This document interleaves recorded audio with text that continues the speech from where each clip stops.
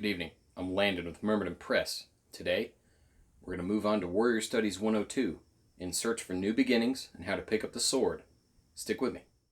When I say beginnings, I mean how to take your path down the road you want to go and end up where you want to be. So when we start this, the main thing I just want to push is mindset. It's with any skill. You want to learn to pick up sewing? Your mindset is to be, I want to learn how to make a jacket. So you get your sewing machine, you get your thread, you sit down, you get the patterns, and you figure out how it works. That's what this class is all about. Welcome to Warrior Studies 102. So, first off, begin as always with our notes. Like I said, mindset is everything for any skill. It's always going to push you to that next level. Being the first gateway to any skill. I don't care what you're going to pick up. Sewing, underwater basket weaving, self-protection, marksmanship, however you want to approach it, mindset is all about it. To pick up the first few steps you need. Your interest is a sign and a gateway, okay? There's plenty of people out there. I'm hardly an original person. So when I have an idea, I know there's thousands of people out there that have talked about it at least. I can go talk to them, ask them questions, get in a forum, do what you need to do to figure out how to pinpoint the knowledge. That's probably why you're here in the first place. Your concerns are valid, okay? I don't care what your safety concern is when you're out there in the world. My favorite example on this channel is going to the grocery store. Everybody does it. Sometimes it can be uncomfortable.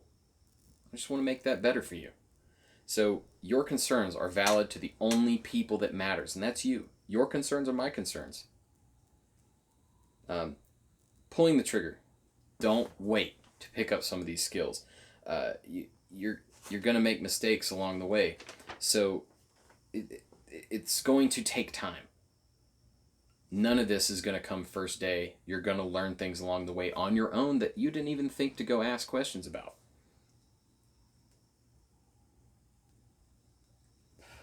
Best way to figure mindset, model it after something. You like the Spartans? You like current U.S. Marines? Do you like Air Force personnel? Whatever it is, police officers, firefighters, you name it. Your mindset can be modeled off of something and adapted after.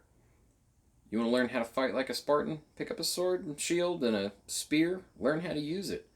I'm not saying model it literally, but maybe those things are metaphysical in your life and you need to adapt to that. Like Bushido. There's codes to Bushido.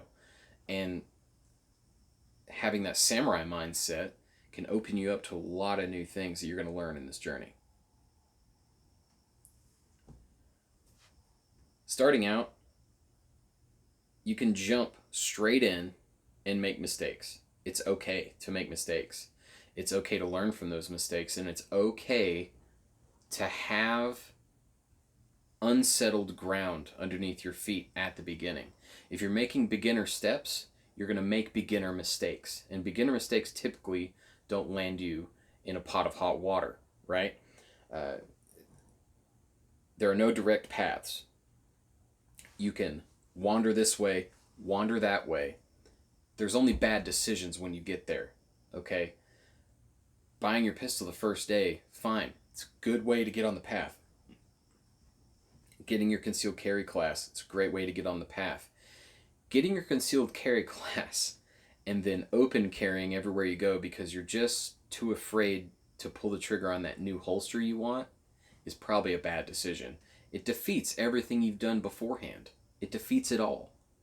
So why even go to the concealed class if you're just going to open carry anyway? You use lots of information and sift what you need. That's why I want to speak on here. I don't have all the answers. I'm not the expert.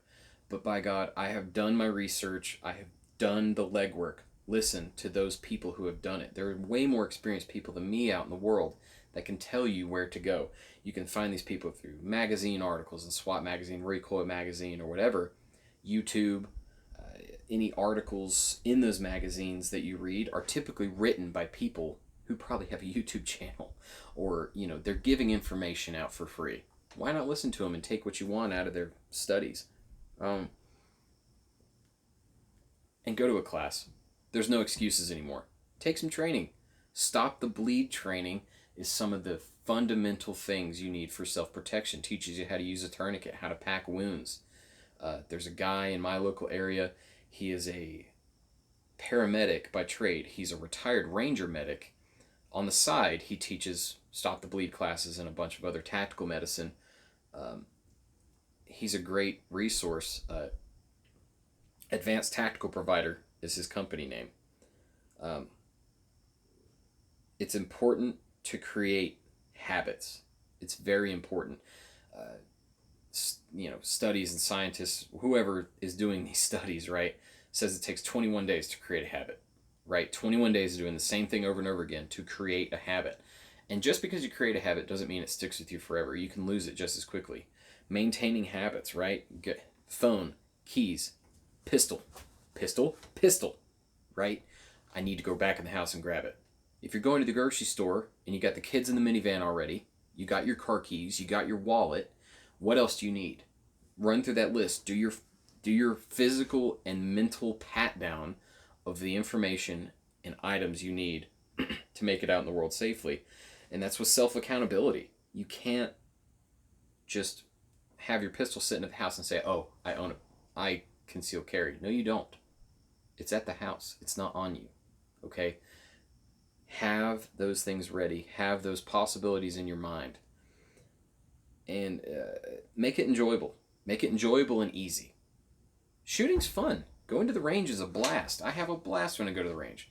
Now, is it more of a hobby for me sometimes? Absolutely. It's a hobby.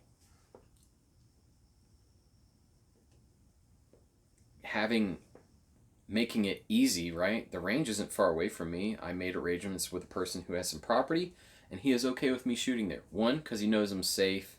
2, he knows I'm having a great time. And 3, he knows he is always welcome to come out, and I'll teach him whatever he wants to do. And guess what? I bring my own targets with me. I'll let him shoot them to hell if he wants. No big deal to me at all. It makes my training enjoyable and easy. Stick to it. Don't just do it for a week and then quit. If it's not enjoyable and easy that first week, find a way to make it so. Change something. It's not difficult. And the final thing I want to wrap up is kind of how I started. I want to do an entire video about my journey into tactical doctrine, I guess, and my warrior studies, the books I've read, the gear I attained and tried and didn't work, or how even though I was enjoying shooting, how I wanted to get better, right? So I enjoyed shooting and I wanted to excel, and I found myself around a bunch of people that wanted to do the same thing. And I found a need for safety outside of my typical circles, right? Home, work, everything in between, to me, was a variable that I felt like I needed to protect myself from. It was my concerns. It was valid to me. Whatever I felt would happen in my brain, it was totally possible every second. I don't care how drastic or what it was. It was my concerns. And the training I had at the time was available immediately. I could go. It was easy. It was fun. And I was in a job where the training I had was constant. And the training I had availability to was always open to me. I could always walk in the trainer's office and ask them a question. I could always do that. And a couple anecdotes. The first time I concealed carry, I felt like everybody was watching me. I felt like I had a spotlight on a stage following me around. I couldn't dodge it. And I felt like everybody was watching me. I felt like I was touching my gun too much. I was afraid to have a round in the chamber. That was all part of my journey, and it was all part of why I wanted to get better. I didn't want that feeling anymore. I wanted to be more comfortable. I wanted to create habits. I wanted that to be a part of my life so bad that I was willing to give up some comfort to make it happen. And there will be a time where you will find that what you've been training for is either just not likely to happen, so you want to train for something else, or you'll find that everything you've done up to this point is kind of laughable when somebody with a different set of skills comes in. Mine was the first time I went to jiu-jitsu. I walked in there thinking, I could strike. I learned some things from other training I had done. When I walked into the first jiu-jitsu class I ever walked into, I found out there are men and women in this world that need nothing but their hands. And it made me appreciate some of the skills I take for granted that I spent time learning. It made me understand that those things depreciate and they're not up to where they need to be. And it also showed me I need to add this to my path. I need to go to jiu-jitsu more to be more comfortable in this situation. It makes you more comfortable to combat up here. Very important. And anybody who's been to jiu-jitsu long enough, if they have no military experience or anything, after a while, when they get comfortable on the mat with people who are very good at what they do, when they walk out in the world, they go, I can take that guy. I'll just double leg takedown and anaconda. Or I would get him in this kind of headlock, get him to the ground, try to secure his waistline. I would do all this. So when those things take place, it causes a shift. That path might not have the same destination anymore, but you're still on the path. Like I said, there's no wrong paths, just bad decisions. Wrong decisions, bad choices, okay? And those are found at terminal points in your path. They're not found along the way. Along the way, learning a skill is no big deal. Learning to pick locks or learning knife work, jiu-jitsu, shooting, learning your situational awareness by reading a book. Whatever you need to do, it's not a bad decision. But when you show up and you figure, wow, that book didn't teach me shit, or hey, that jiu-jitsu class, I need to go more. Those are the things that keep you alive out here in the world.